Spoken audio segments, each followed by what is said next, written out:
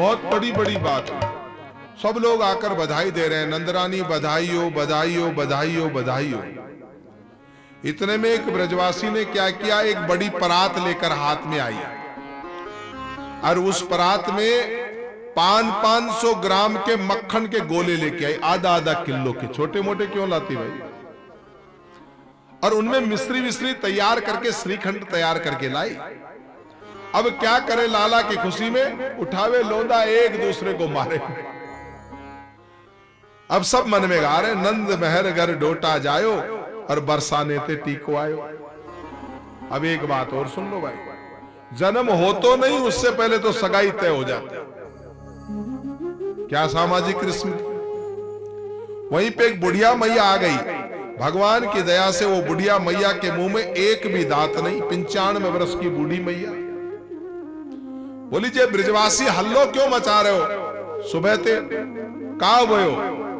बोला, मां तुझे मालूम नहीं? लालो भयो। बोला, का भयो? ऐसे करके जो ही का भयो मुंह खोला तो इतने में तो एक मक्खन का लोंदा आया, डोकरी के मुंह में चला गया सीधा ही। फिर थोड़ा मुंह में माखन निगल के फिर डोकरी पूछी, चोरे लाला क्या भयो? तो एक ब्रजवासी ने माखन को गोलो जो मारे, मुंह में गटक से चलो गयो। मैया बड़ी हंसी, पहले पूरा मुंह चाट्यो, फिर बोली, चोरे लालाओ क्या भयो? ब्रजवासी बोले, तेरो मुंह मीठो हो गयो ना? बोला हाँ। तो बोला, सुन, नंद घर आनंद भयो। नंद घर कृष्ण भयो नहीं, भगवान जब आते हैं तो आनंद आता है।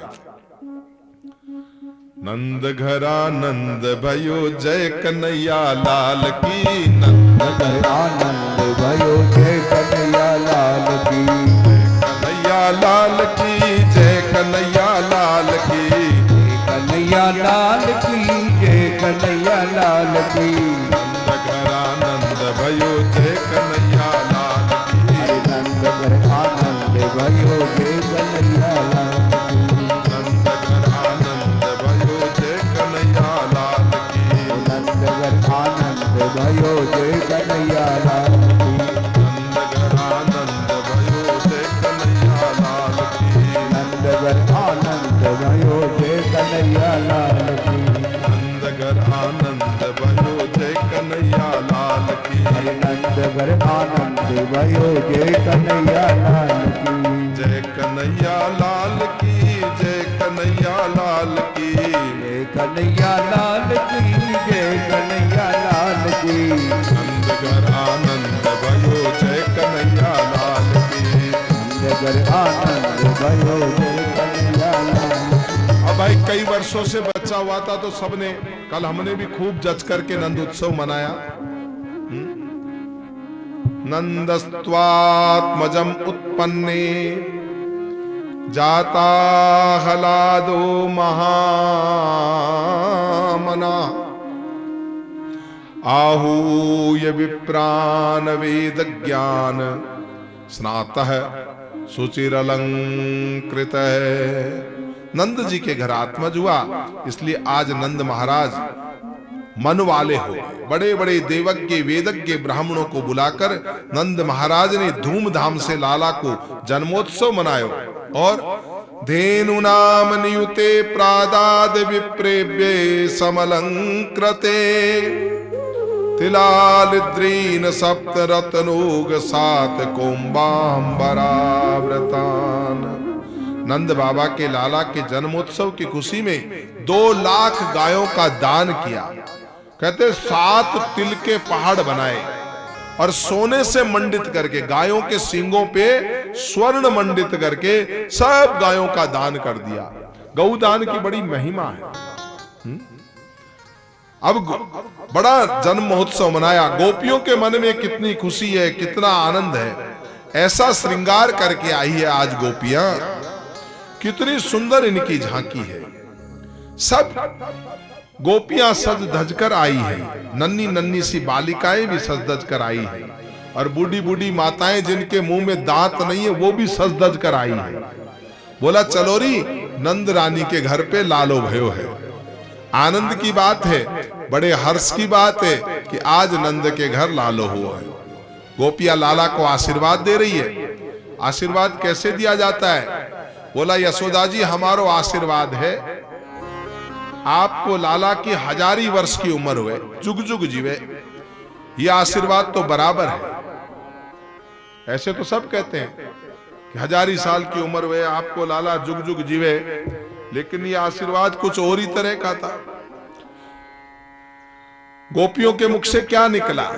बोला यशोदा जी हमारो आशीर्वाद है, आपको लाला 1000 वर्ष तक हमारी रक्षा करे। आपको लाला, अब दोनों ही फल मिल गए, 1000 वर्ष की उम्र भी हो पर हमारी रक्षा भी करे। कहना कुछ चाहिए था, मुख से निकल गया कुछ। हल्दी अबीर गुलाल एक दूसरे पे सेंच रहे हैं, नंद महोत्सव मनाया है, यह आनंद की बात है। अब भाई जितनी लाला के उत्सव की कथा सुनाओ वो तो, अब ये 2 दिन तो लाला की बातें करनी है। श्रीमद् भागवत महापुराण में 4 दिन में तो बाकी सब देवी देवताओं की बातें होती है थोड़ी बहुत, लेकिन ये बाकी के 3 दिन तो लाला ही लाला है। नंद बाबा के घर भगवान का कहते हैं महोत्सव 6 महीने तक चलता रहा, लेकिन नंद बाबा के उत्सव में सब लोग आए, मां रोहिणी नहीं आई। अब कहते हैं भाई रोहिणी जी क्यों नहीं आई? क्योंकि रोहिणी जी कैसे खुशी मनाए? जा पिया परदेश बसे, उन नैनों में जो है खुशी कहां से बसे भाई? जिसका पति जेल में हो उसको नाचना कूदना कैसे सुहाए? पति तो जेल भुगत रहे हैं। मां रोहिणी नहीं आई। जिसके पति के जीवन में संकट हो वो उत्सव कैसे मना सकती है? यदि पति के जीवन में संकट आए तो पत्नी को ज्यादा सज धज कर किसी उत्सव में सम्मिलित नहीं होना चाहिए।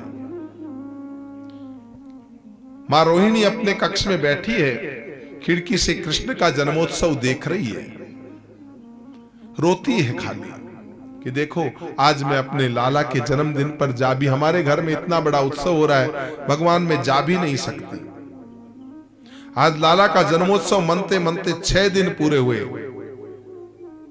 यशोदा जी ने नंद जी से कहा क्यों जी, सब लोग नाच रहे हैं, गा रहे हैं, मना रहे हैं, रोहिणी क्यों नहीं आई?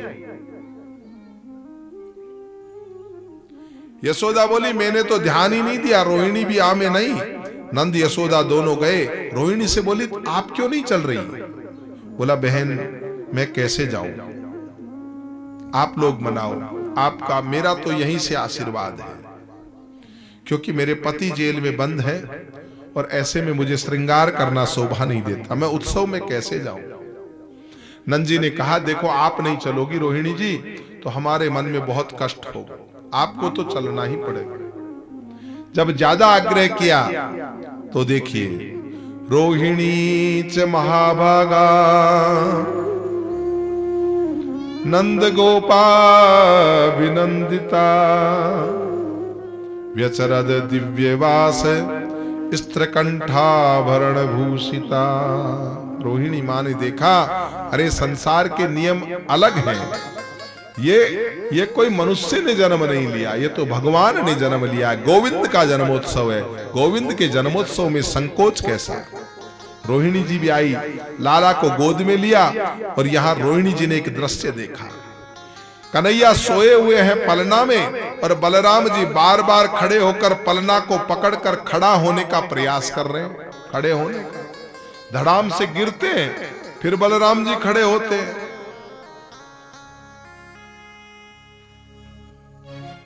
अब आप समझो जिसके खजाने में कृष्ण और बलराम दोनों हो वहां किस बात की कमी है महाराज। नंद जी ने सब कुछ लुटा दिया। अहो ते देव की पुत्रा, अहो ते देव की पुत्रा, कंसेन बहवो हता, एका वसिष्ठा वरजा, कन्या सापि दिवं गता।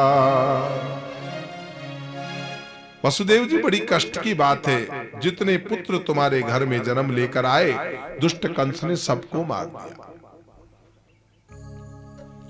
नंद बाबा कहने लगे, भैया मैंने सुना है, नंद बाबा गए मथुरा तो वसुदेव जी से मुलाकात हुई।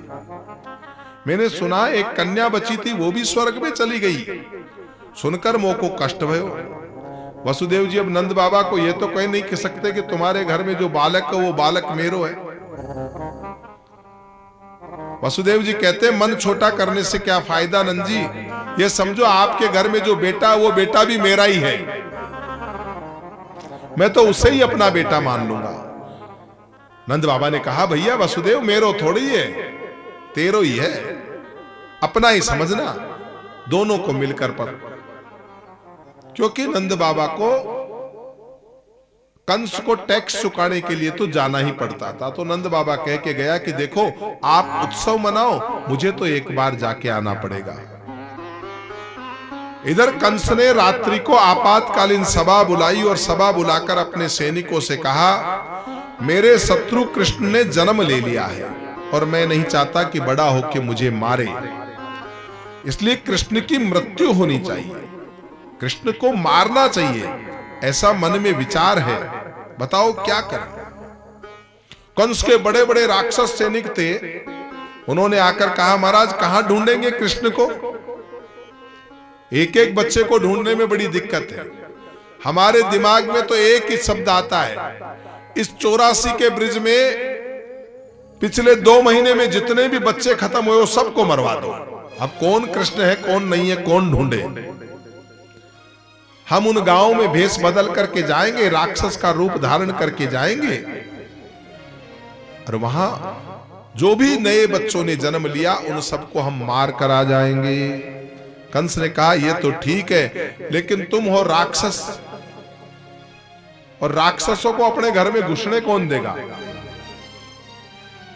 पूतना बोली, मैं चली जाऊंगी, मौसी बन के जाऊंगी, अपने स्तनों पे जहर लगा के जाऊंगी।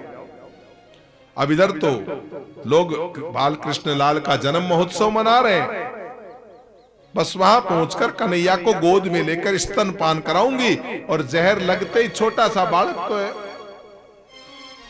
मर जाएगा और मैं भाग जाऊंगी। कंस ने कहा, वो तो ठीक है, पर तुम्हें भी घर में घुसने कौन देगा, इतने लंबे लंबे दांत, इतने लंबे लंबे बाल, काला सा चेहरा। पूतना बोली, चेहरा काला है तो क्या हुआ, मैं ऊपर प्लास्टर लगा लूंगी, थोड़ा बढ़िया मेकअप कर लूंगी। रही बात दांतों की, तो कहीं जाकर के थोड़ा आरी से कटवा लूंगी, फिर भी कोई मेरे चेहरे में परिवर्तन नहीं दिखे तो घूंघट लगा लूंगी, मालूम नहीं चलेगा। घूंघट में किसको मालूम चलेगा कि देवी है या राक्षसी। सजनों, ये घूंघट में बड़े बड़े काम बन जाते हैं। ये पुरुष लोग होते हैं ना बेचारे, कथा में सो नहीं सकते। क्यों? सोए तो यहां महाराज की नजर पड़ जाए कि महाराज क्या कर रहे हो, नींद आ रही है क्या। माताओं के बड़ा फायदा है, थोड़ी सी नींद आती हो तो बस आराम से फर्स्ट क्लास निकाला, मालूम भी तो नहीं चले।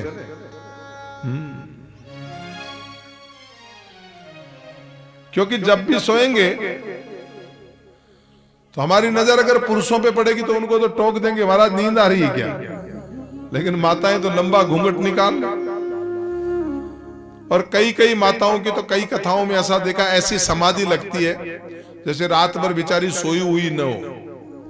आती है और बढ़िया सा, आते ही सबसे पहले कथा में क्या देखेगी, ऐसा बढ़िया सा खंबा देखेगी और खंबे की मजबूती देखेगी, पड़ नहीं जाऊं। आते ही फिर उसके बिल्कुल सहारा लगा के, और इधर जो ही गणेश जी शुरू हुआ,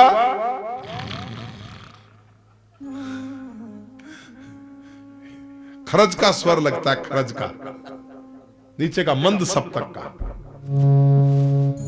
कई बार तो उधर से आवाज आती है तो मैं इधर देखता हूं संगीत वालों की तरफ की ये स्वर कहां लगा, बाद में मालूम चला स्वर इधर नहीं लगा, स्वर तो कहीं इधर लगा है।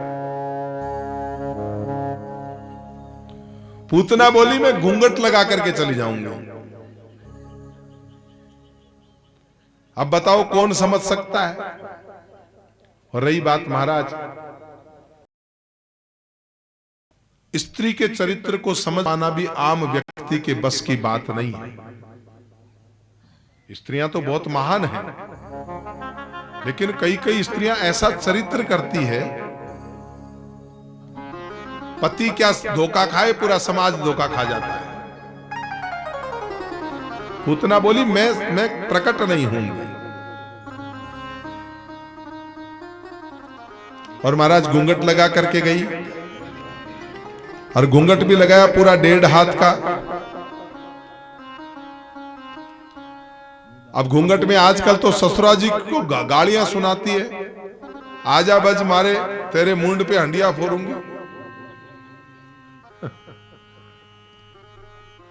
घूंघट इतना लंबा निकालती है, और कोई देवर देखे न जेठ देखे, बस खाली घूंघट ही लंबा निकालती है। दुनिया देखे बेचारी आहा बहू, और सुनाती इतनी बढ़िया है। ऐसे घूंघट से क्या मतलब? शर्म तो आंखों की होनी चाहिए। सीता जी ने कहीं घूंघट लगाया क्या? मैंने तो नहीं देखा शास्त्र में कि सीता जी कहीं घूंघट लगाती थी क्या। और घूंघट लगा करके भी जेठ देवर सबका नंबर ले, तो ऐसे घूंघट से फायदा क्या है? पूतना ने तो घूंघट इसलिए लगाया कि काली ज्यादा और धोखा करना है। अपने दोनों स्तनों पे जहर लगाकर पूतना गोकुल में आई। आज भगवान के जन्मदिन को जन्म हुए 7 दिन हो गए, और 7वें दिन कृष्ण को अपनी लीला करनी है। आज लाला को जन्मोत्सव को 7वां दिन है। आज मेरा कन्हैया पूरे 7 दिन का हो गया। देखो कृष्ण का अवतार हुआ अष्टमी के दिन, और पूतना आई मारने के लिए चतुर्दशी के दिन। क्योंकि पूतना कहते हैं अविद्या को, और अविद्या कहते हैं पूतना को। तो चतुर्दशी में 14 दिन होते हैं।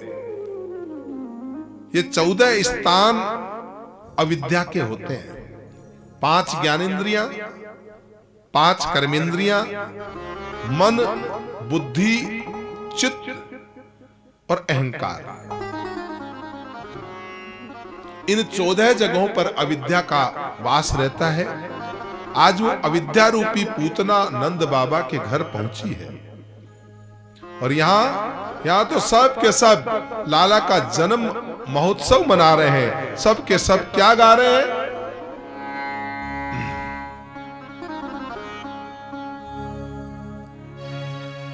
मुकुंद माधव नंदा,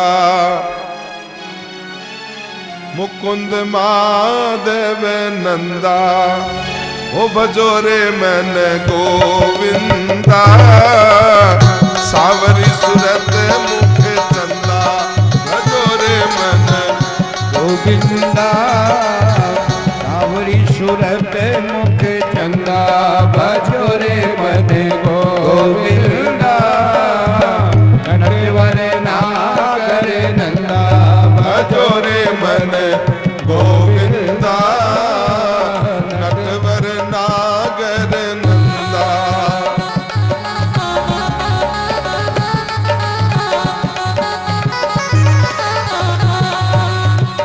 तू ही नटवर, तू ही नागर, तू ही नटवर, तू ही नागर, तू ही नटवर, तू ही नागर, तू ही नटवर, तू ही नागर, वो तू ही बाल मुकुंदा, भजोरे मन गोविंदा, नटवर नागर नंदा, भजोरे मन गोविंदा, नटवर नागर नंदा।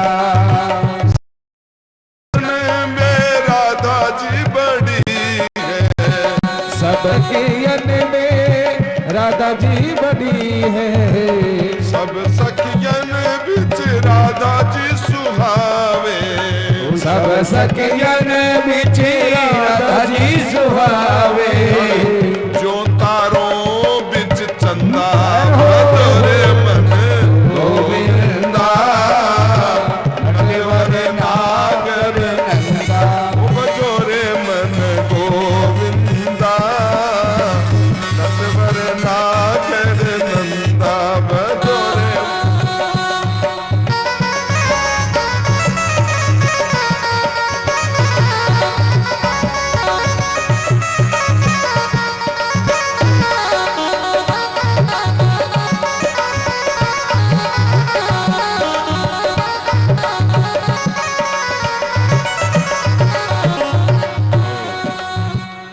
और महाराज पहुंच गए, पूतना वहां पहुंची।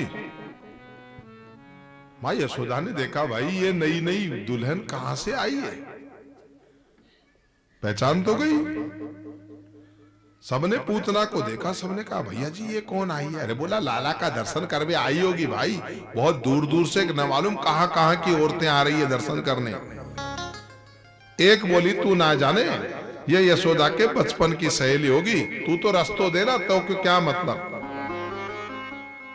पूतना जैसे तैसे भीड़ को चीरती चीरती जहां भगवान गोपाल थे वहां चली ही गई। मैया यशोदा पलने के बगल में खड़ी है। नंद बाबा अभी मथुरा गए, वहां से लौटे नहीं। यशोदा जी ने देखा और देखते बोली आओ बहना कहां से आई? पूतना बोली अजी आई कहां से, आपके घर लाला भयो है। हमें तो कोसों दूर ये बात मालूम चली, मैं तो पैदल दौड़ती दौड़ती आई हूं, मैं भी अपने लाला को आशीर्वाद देवे को आई हूं। मैया ने समझा भाई कोई ब्राह्मणी होगी, आई तो कोई बात नहीं माता जी, आप कोई लालो है, मेरो लालो थोड़ी है, आप सबको आशीर्वाद दो, इसको ही आशीर्वाद दो, आपको लालो है। मेरा घर अतिथि आए हैं, मैं थोड़ा मेहमानों की सेवा करती हूं, आप लाला की देखभाल करना। यशोदा मैया चली गई अतिथियों का सत्कार करने। पूतना तो चाहती यही थी कि बोला मां तुम इधर उधर जाओ तो अपना काम दिखाओ। बोला हाँ हाँ आप जाओ, आप मेहमानों की सेवा करो, मैं संभाल लूंगी। कहते हैं पूतना का घूंघट लगा था, भगवान के पलने के पास आते ही पूतना ने घूंघट हटाया। और जो ही पूतना ने घूंघट हटाया तो भगवान ने देखा मेरे नन्हे से कन्हैया ने पूतना को देखते ही आंखें बंद कर ली।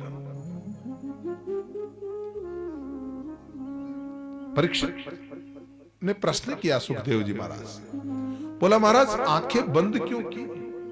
बोला देखो भाई अगर मन को जीतना है ना, स्वभाव अगर कामी है और कामी स्वभाव को जीतना है तो एक चीज पे कंट्रोल कर लो, आंख पे। जिसने दृष्टि को जीत लिया ना, क्योंकि कुछ देखते हो तो ही तो मन बिगड़ता है। जब भगवान की तरह से आप सुदर्शन का सहारा ले लो, जब आपकी आंखों से विकार भीतर जाएगा ही नहीं, सच पूछो तो काम आदि विकार सबसे पहले जाते हैं तो इस आंख के जरिए ही जाते हैं। अगर कोई भी गलत काम होते देखो तो अपनी आंखें बंद करके ठाकुर जी में चित्त लगा लो। भगवान ने देखा राक्षसी को देखूंगा तो इसकी वृत्ति मुझ में आएगी। दर्शन तो सुदर्शन करना चाहिए। सुबह सुबह कोई गंदी वस्तु नहीं देखनी चाहिए, और अगर कोई दिख जाए तो तुरंत भगवान सूर्य नारायण का ध्यान करें या सूर्य नारायण के दर्शन करें। कहीं भी किसी गंदी वस्तु पर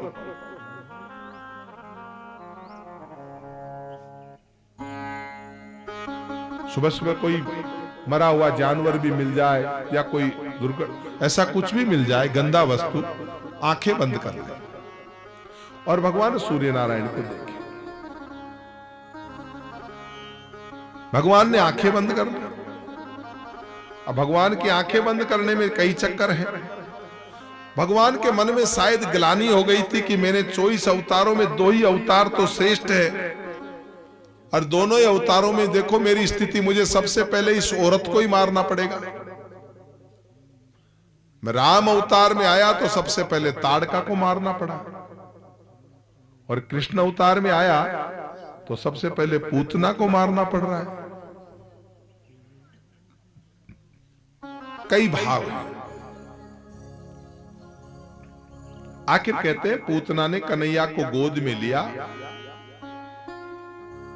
और जो ही जहर लगा हुआ स्तन गोविंद के मुंह में दिया, भगवान ने क्या किया मालूम है? प्रेम से दुग्ध पान करने लगे। जैसे छोटा बच्चा पीता है ना, मां का दूध पीता है, ऐसे भगवान दूध पीने लगे। एक स्तन का दूध पीता है, दूसरे स्तन को हाथ से जैसे बच्चा पकड़ लेता है, ऐसे ही एक स्तन तो पकड़ लिया और एक स्तन का भगवान दूध पीने लगे। भगवान स्तन पान कर रहे हैं और पूतना का दूसरा स्तन पकड़ लिया, गटक गटक करके भगवान दूध पी रहे हैं। पूतना ने सोचा बस एक घूंट पिएगा और मर जाएगा और मैं पलने में डाल के भाग जाऊंगी। लेकिन 5 मिनट हो गए, उसके तो जहर का कोई असर ही नहीं पड़ा। पूतना ने कही एक ऐसा बच्चा अभी भी जिंदा है, 5 मिनट से जहर का लगा हुआ दूध पी रहा है, मर भी नहीं रहा। 5 मिनट हुए, 10 मिनट हुए, 15 मिनट हुए, 20 मिनट हुए। मेरे गोविंद तो दूध पीने लगे तो बस पीते ही गए। अब तो पूतना घबराई, अब तो पूतना को श्वास लेने में भी कठिनाई। पूतना के जैसे जोंक चींटती वैसे भगवान चींट गए और वो कहती रे छोड़ छोड़ छोड़ मुझे, बचाओ बचाओ बचाओ, अरे लाला छोड़ छोड़ छोड़, जोर से पूतना चिल्लाए। भगवान ने कहा मौसी जी छोड़ते नहीं। भगवान कहते मेरा तो एक ही स्वभाव है, मुझे तो पकड़ना आता है, छोड़ना आता ही नहीं। भगवान कहते मैं तो पकड़ना जानता हूं, छोड़ना नहीं जानता। और जो ही भगवान ने ऐसा कहा, पूतना बोली राम राम राम। 7 दिन का बच्चा भी मुंह से बोलता है, बड़ों जैसे बोलता है। अरे भाई कोई चमत्कार ही मालूम पड़ता है। कहते जैसे प्राण निकले, विकराल रूप धारण किया पूतना ने और जमीन पर गिरी। आज भगवान ने पूतना का उद्धार किया। बोलिए बाल कृष्ण लाल की जय हो। सुखदेव जी महाराज कहते हैं राजा परीक्षित जब ये पूतना गिरी ना, उसका शरीर 18 किलोमीटर लंबा था। 18 किलोमीटर जानते हो कितना? 6 कोस। 6 कोस मतलब मेरे गांव जितनी दूर। जितने बाग बगीचे थे इस 6 कोस में, वो सब चौपट हो गए। पूतना के शरीर के नीचे आकर सब चकनाचूर हो गए। एक वृंदावन के संत बोले लाला तू जाने पूतना मरी तब वहां को शरीर कितनो लंबो भयो। वहां के पांव गिरे पैगाम में जाके, पांव गिरे पैगाम में जाके, मूंड गिरे मुंडासन में, हाथ गिरे हाथरस में और कान गिरे कानपुर में। अलग अलग मान्यताएं हैं। ब्रजवासी सब दौड़े दौड़े आए, बूढ़ी बूढ़ी माताएं आई।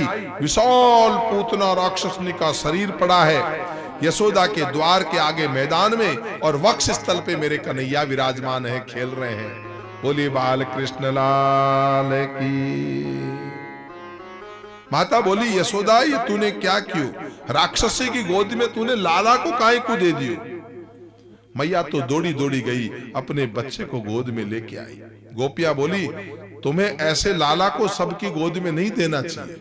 आजकल देखती नहीं औरतों की कितनी नजर लगती है, बड़ी दुष्ट राक्षसनियां होती है। बोला भाई मुझे क्या मालूम, मैंने तो बेटा ये सोचा कोई ब्राह्मणी होगी। सब माताएं बोली अब एक काम कर माता, तेरे लाला को तो राक्षसनी ने स्पर्श कर लिया, इसलिए अब इसके तो शरीर की शुद्धि करवा, सोने के छींटे वीटे मार। मैया बोली कैसे करूं? बोला देख एक काम कर, पहले तो इसको गोमूत्र से स्नान करा। पूतना का शरीर सूख गया ना, फिर गाय के चरणों की धूल लाला के माथे पे लगाई, फिर कन्हैया की छाती से लगाई, फिर लाला की पीठ से लगाई। एक माता लाला को गोद में लेके खड़ी हो गई। माताओं में सबसे बूढ़ी माता जो थी वो पूर्णमासी पुरोहितनी थी। वो पूर्णमासी पुरोहितनी जो थी, वो गाय की पूंछ ले उठा करके लाला को झाड़ा दे रही है। सुखदेव जी महाराज ये कथा सुनाते सुनाते रो पड़े। सुखदेव जी महाराज की आंखों से अश्रुपात हो रहा है। परीक्षित से बोले, राजन कितना अद्भुत भाव है, कितना वात्सल्य इन माताओं के हृदय में। इंद्रियाणि ऋषिकेश, इंद्रियाणि ऋषिकेशः प्राणान् नारायणो वते श्वेतद्वीपपतिश्चित्तम् मनो योगेश्वरो वते। मेरे लाला की इंद्रियों की भगवान ऋषिकेश रक्षा करे, प्राणों की रक्षा भगवान नारायण करे, श्वेत द्वीप के पति लाला के चित्त की रक्षा करे और मन की रक्षा योगेश्वर भगवान करे। क्रीडंतम पातु गोविंदे शयनम पातु माधवे। खेलते हुए कन्हैया की रक्षा भगवान गोविंद करे और सोते हुए लाला की माधव करे। भगवान गोद में हंस रहे हैं, मेरे नाम से मुझे ही झाड़ा दे रही है। जितने 6 नाम लिए वो 6 के 6 नाम किसके हैं? कन्हैया के तो नाम है। भगवान कह रहे मेरे ही नाम का झाड़ा और मुझे ही झाड़ा लगा रही है। अरे भगवान का नाम जो है ना, वो तो भगवान से भी बड़ा है। भगवान ने भी देखा कि मेरे से बड़ा तो मेरा नाम है, इसीलिए तो कहा है राम से बड़ा राम का नाम, कृष्ण से बड़ा राम का, राम से बड़ा है राम का नाम, राम से बड़ा राम का नाम। वो अंत में निकला ये परिणाम, अंत में निकला ये परिणाम, राम से बड़ा राम का नाम, राम से बड़ा राम का नाम। अंत में निकला ये परिणाम, अंत में निकला ये परिणाम, राम से बड़ा राम का नाम, कृष्ण से बड़ा राम का नाम, कृष्ण से बड़ा कृष्ण का नाम, राम से बड़ा राम का नाम।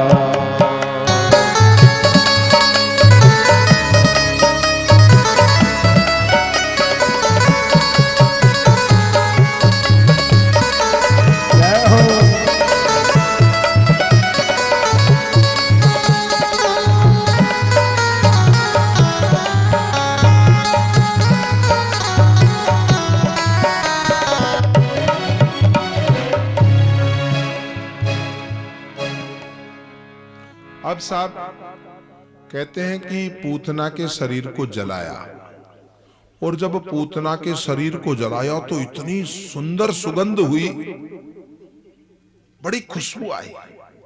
अब राक्षसनी के शरीर को जलाए तो दुर्गंध आनी चाहिए ना, लेकिन भाई पूतना को भगवान ने मोक्ष प्रदान किया।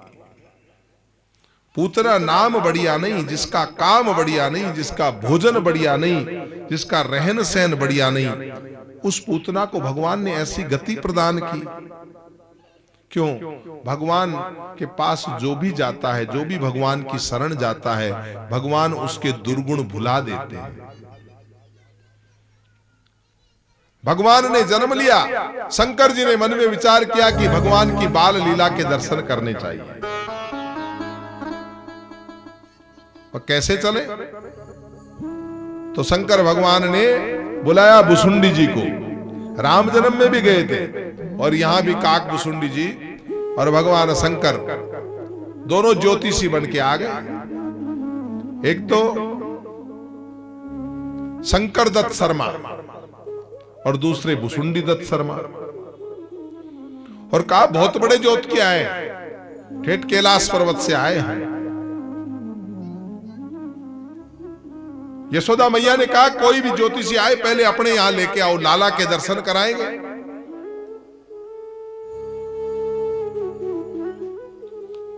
अब नंद जी के घर के द्वार के ऊपर गए जोगी, जाते बोला अलग निरंजन। माने कहा आ गए? बोला हाँ यही है। मैया ने खिड़की से देखा, कौन? अरे ये तो बाबा बड़ा डरावना लगता है रे। बोला डरावना नहीं हूं, मैं योगी हूं, कैलाश पर्वत पे तपस्या करता हूं। आज मन में आ गई, मेरे गुरु का आदेश हुआ, इसलिए तेरे लाल का दर्शन करने आया हूं। मैया बोली महाराज माफ करो, आप तो यहीं थे, आशीर्वाद दे दो।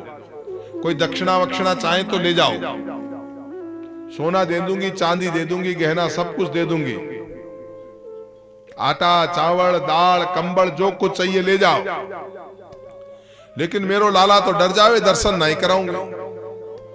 और फिर महाराज आप ये गले में क्या लटका के लाए? अरे सांप का तो चित्र देखते ही मेरे लाला को डर लगता है। मेरो लालो तो दीवार पे भी सांप देख ले तो डर लगे, आप तो गले में सांप पहन के आए हो। बाबा जी अपन दर्शन नहीं कराए। भगवान बोले मैया दर्शन तो करा दे। बोला नहीं। कहते हैं देखो री, थोड़ा स्वर ऊपर करो। देखो री एक बाला जोगी, वो द्वारे नंद के आयो री। देखो री एक बाला जोगी, द्वारे नंद जी के आयो री। देखो रे एक बाला जोगी, द्वारे नंद जी के आयो रे।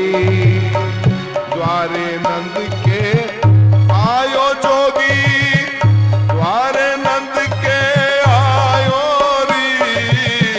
द्वारे नंद के आयो जोगी, बाबा नंद के द्वारे री।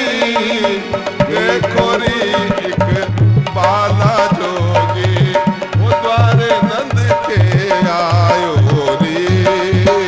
देखो रे एक बाला जोगी, द्वारे नंद जी के आयो रे।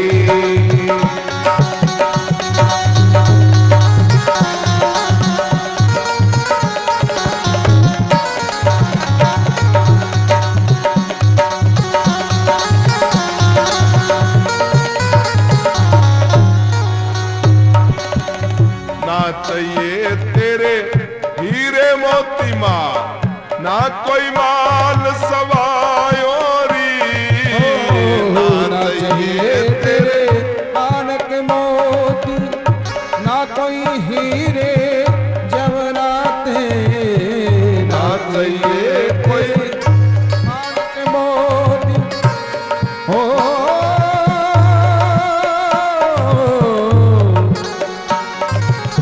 अरे ना चाहिए तेरे मानक मोती, ना चाहिए तेरे तेरे लाल के दरस दिखा दे। तेरे लाल का दर्श दिखा दे। कैलासा से जोगी आयो रे। देखो रे एक बाला जोगी, द्वारे नंद जी के आयो रे।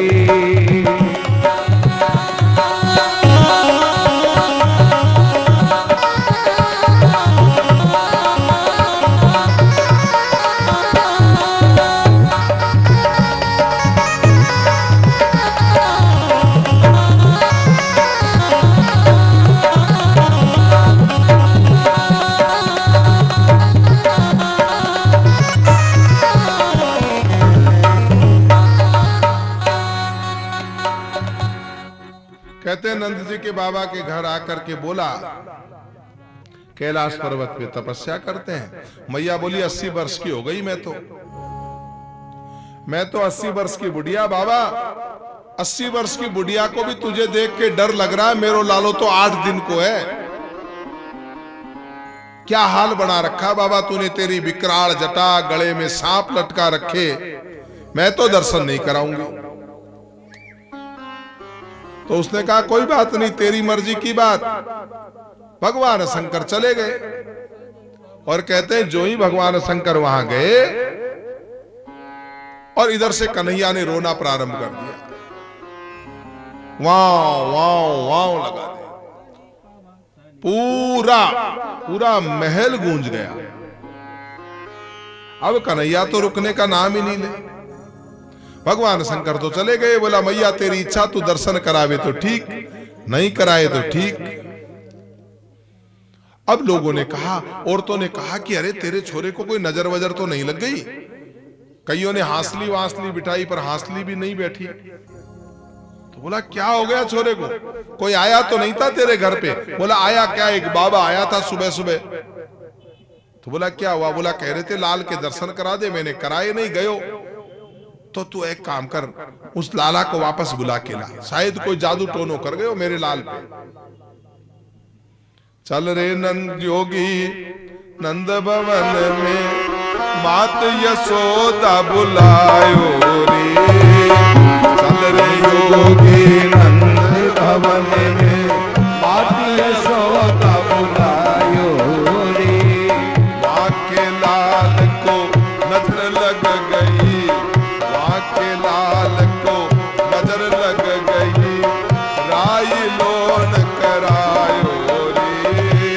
देखो रे एक बाला जोगी, वो द्वारे नंद के आयो रे। देखो रे एक बाला जोगी, द्वारे नंद के द्वारे नंद के आयो जोगी, द्वारे नंद के आयो रे। द्वारे नंद के आयो जोगी।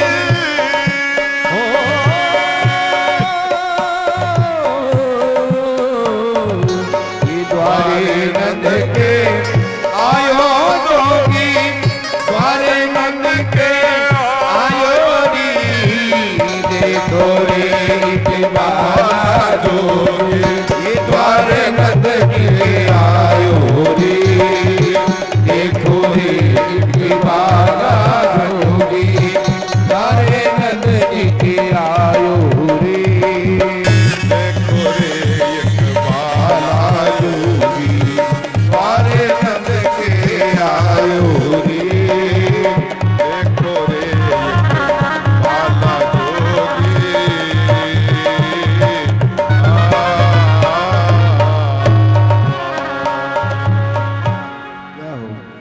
बोला रे चल रे जोगी नंद भवन को, तो के माँ यशोदा बुला रही है। बोला भाई हम तो नहीं जाते, वो तो डोकरी बड़ी खराब है। अरे बोला खराब नहीं, उसी ने भेजा है। बोला बुला के ला बाबा को।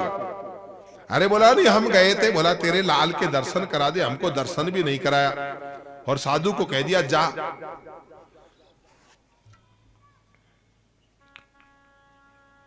आखिर में कहा, बोला चल कोई बात नहीं, तू कहती है तो चलते हैं। मैया ने कही बाबा दर्शन तो करा दूंगी पर दूर से। देख तू ये श्याम पर कमंडल ढंग से आता ना, अच्छा साधु बन के तो मैं तेरे पास में ले आती। मेरे लाला को डर लगे दूर से, और इन सांपर को परे कर ले बाबा, मोह को डर लगे कोई सांप डस गयो मेरे लाला को तो कोई जादू टोनो जाने का। मेरा लाला तेरे जाते ही रोवा लाग गया। बोला देख ले, अब कन्हैया तो रोवे ही रोवे। बोला तेरे दर्शन कर दिए, अब भी कन्हैया रोना चुप नहीं हुआ। बोला कन्हैया को चुप कराना तो मेरी गोदी में दे। आखिर में माई ने देखा नहीं मान रहा हो तो जबरदस्ती बोला देख तेरे सांपर को दूर रखिए। बोला मैं सांपों को इशारा किया, भगवान ने थोड़े दूर चले गए। जो ही भगवान शंकर ने गोदी में लिया, भगवान रोना चुप। बस अब हो गए लाला, अब मुझे वापस दे दे। अब जो ही माता की गोदी में आए रोना स्टार्ट। बार फिर भगवान शंकर की गोदी में जाए, फिर चुप। और फिर जो ही मैया की गोदी में आए, मैया बोली रे बाबा तो के जरूर जादू टोनो आवे, तूने न मालूम मेरे छोरे पे का जादू कर दियो। मैं तो तेरे से राई लोन कराने के लिए लेके आई थी। अब तू एक काम कर बाबा, जादू टोनो जाने तो एक काम ऐसो कर, तेरी गोदी में हंसे है तो मेरी गोदी में भी हंसनो चाहिए। भगवान शंकर ने कहा वो तो कर दूंगा, लेकिन मेरी एक प्रतिज्ञा है, तेरी गोदी में भी हंसेगा। बोला वो क्या? बोला तू अपने घर में मेरा एक मंदिर बना शिवलिंग का, और वहां पे तेरे लाला को नहला, और उसका पानी मेरे शिवलिंग के ऊपर से जाना चाहिए। इसके स्नान का जल मेरे ऊपर से निकलना चाहिए। अरे बोला मंदिर क्या बनाऊं बाबा, अपने कोई कमी थोड़ी है जगह की, इतनी दुनिया बस रही है। तू भी एक काम कर, नंद भवन के पास तो के भी जगह देती हूं, तू ही अपनो मकान बना ले। रे जोगी नंद भवन में ब्रज में वासो कर ले रे जोगी नंद भवन में ब्रज में वासो कर ले जब जब मेरो लाला रोवे तू दर्श दिखावा आइयो रे। जब जब मेरो लाला रोवे दर्श दिखावा आइयो रे। देखो रे एक बाला जोगी वो द्वारे नंद के आयो रे। देखो रे एक बाला जोगी ये द्वारे नंद के आयो रे। देखो रे एक बाला जोगी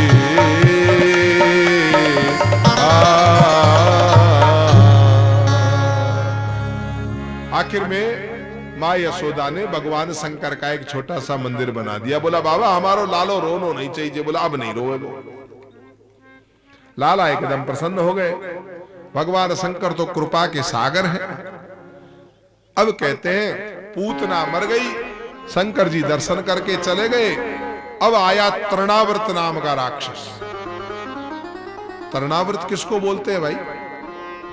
तृण का आवृत। आवृत मतलब होता है ऐसे गोला।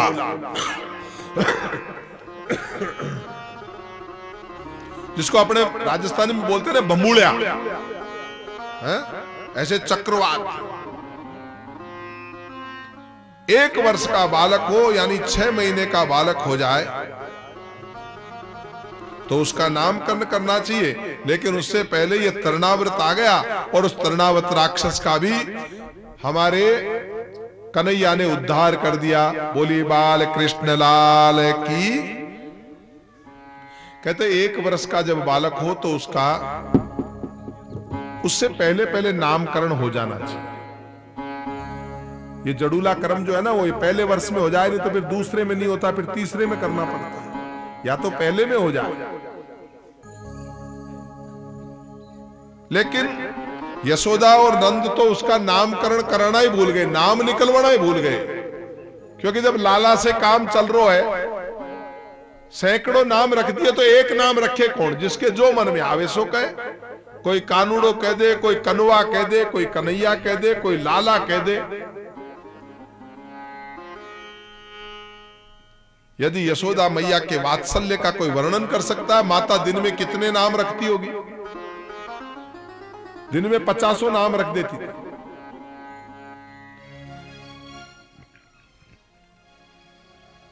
कहते मैया ने लाला का बड़ा श्रृंगार किया, बड़ी सुंदर लाला की झांकी है, पीतांबर पहनाया भगवान को।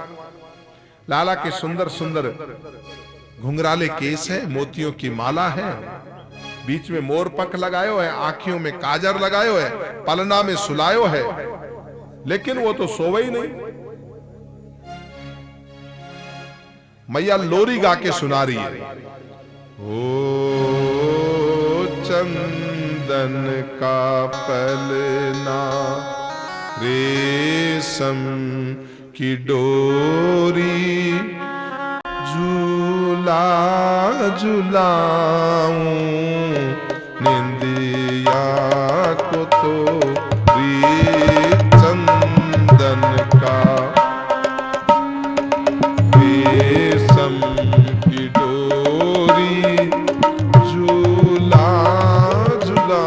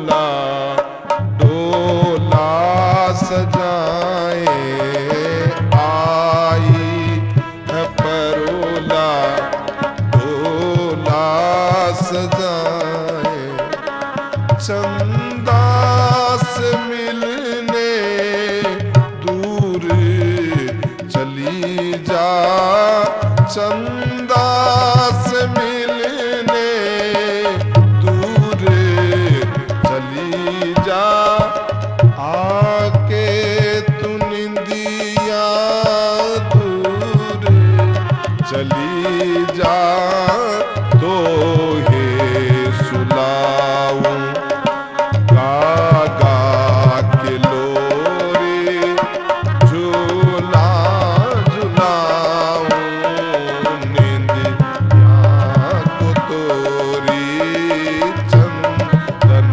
का पलना रेशम की डोरी झूला झूलाऊं निंदिया को तोरी चंदन का पलना छगन मगन मेरे लाल को आजारी निंदिया छगन मगन मेरे लाल को आजारी निंदिया छगन मगन मेरे लाल को आजारी निंदिया छगन मगन मेरे लाल को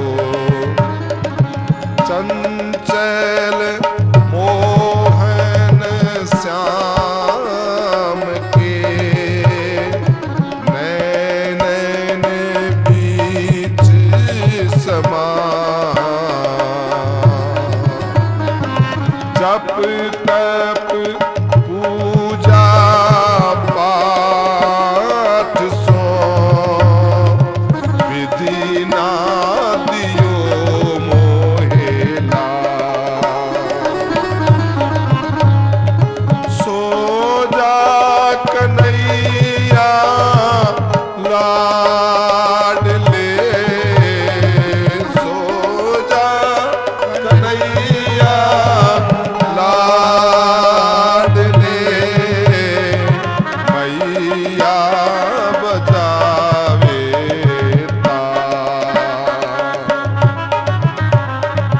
कैसे सुनाऊं लाल को कैसे सुनाऊं लाल को धीरे धीरे लोरी गाय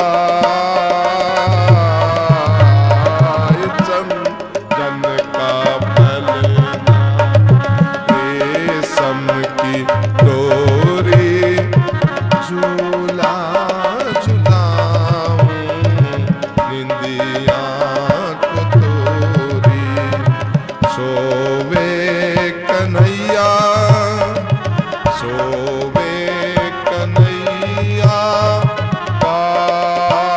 पालनाया की है छवि अविराम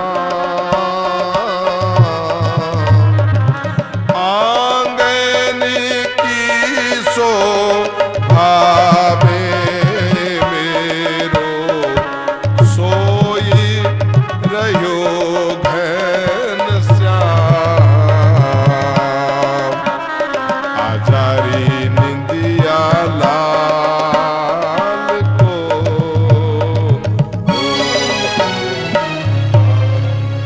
देखो नींद आने लग गई है ना। लोरी भी क्या चीज होती है। सबको सुस्ती आई कि नहीं? ऐसा लगा अब नींद आई जाएगी। अब आजकल तो लोरी की जरूरत नहीं। देखो नींद दो तरह की होती है। एक नींद वो होती है जो प्रेम से आए, एक नींद वो होती है जो थकी हुई आंखों को नींद आए। जो थकी हुई आंखों को नींद आती है ना, वो स्ट्रेस देती है, बेचैनी देती है, चिंता देती है, हृदयाघात देती है, पक्षाघात देती है। आजकल छोटे छोटे बच्चों के सुना होगा हार्ट अटैक, बीपी क्यों हो जाता है? क्यों? कोई दादी नानी लोरी गा के नहीं सुनाती, कोई 9 बजते ही मस्ती की नींद नहीं सोता, बल्कि इस मोबाइल को देखते देखते देखते आंखें जब जलने लग जाए, कोई सहारा नहीं हो, फिर देखे अब तो सोना ही पड़ेगा, तब जाकर के सोते हैं। तो फिर इसमें शरीर का स्वास्थ्य नहीं बिगड़ेगा तो बताओ क्या होगा? अरे चैन की नींद थोड़ी सोते हैं, वो तो रात को जबरदस्ती देखते हैं कि अब तो आंखें, बस आंखों में से अब तो पानी आने लग गया, तब जाके भी जबरदस्ती सोते हैं। कई कई की तो हालात ऐसी हो गई, रात को 1-1, 2-2 बजे तक सोवे नहीं और सुबह 10 बजे से पहले उठे नहीं।